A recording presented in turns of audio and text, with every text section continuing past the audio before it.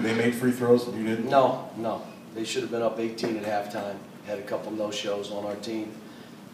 They beat us to loose balls. We missed 10 one-foot shots. We missed all free throws that mattered. And you have a lead late, and we're leaving timeouts, not executing. We took 2 steps back today. This was, and give them credit, they played hard. You know, they turned us over, but we turned them over. They had 20 turnovers. I mean, this came down to us. You know, we left 2 timeouts, and absolutely, one point I sat down and I would not speak to them. Looking at me, what are we running? I already told you in the timeout. So we took a big step back. Great lesson. You know, had our chances to win,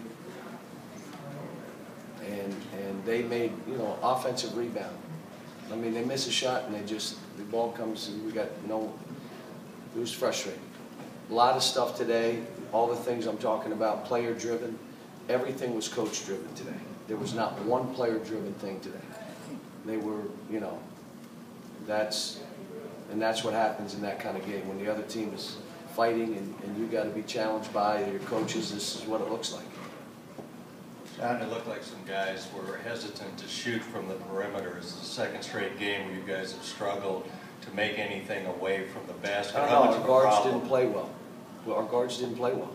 I mean, you could say shooting, I could tell you dribbling. We had 3 guys that had 11 turnovers between them. So our guard play was horrendous today. You know, some guys said this was a 2-team league over the course of the last weekend. What's that? Some people projected a 2-team league over the course of the No, weekend. this should be 5 teams with maybe a 6th. That's what this league should be. And, you know, the sad thing is when we beat each other, it set the league soft. Really. And when everybody else beats each other, it shows the parity of their league and how strong their league is top to bottom. This league should have 5 to 6 teams in.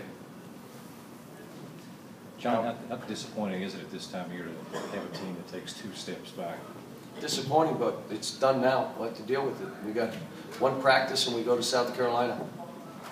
So it's almost like next, let's see.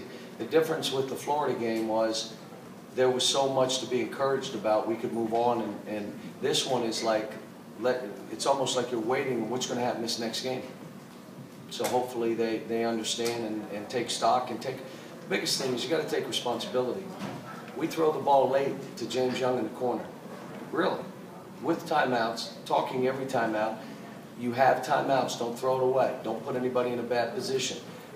The guy that needed to get open didn't attempt to get open. He have to, you know, acted. So we throw the ball to James with the timeout. Turn it over. That's the ball game. Well, wait a minute. None of the 3 want to take responsibility. And that's, you know, that's what young guys do. They just, you know, can't alibi. Every one of them, my fault, I should have done it, you're right, but I could have done this, I could have done it, you know. But ugly. Cal, with all the talk about that celebration after the LSU win and what that would do, did you think this team had turned a corner, or did you know that you know what, at halftime, I really wanted to probably, I needed to take more guys out. You know, Dakari just missed a bunch of 1-footers. But there were 2 other guys, they shouldn't have been in the game. As a matter of fact, they should have been backups, and we should have played other people, and I knew that.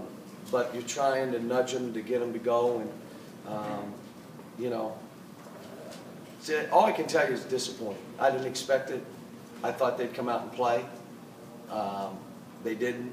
The other team played harder than they played. The game got physical. We couldn't make 1-footers. Well, it's physical. So what? Just bumping and grinding. Doesn't give you, then don't play.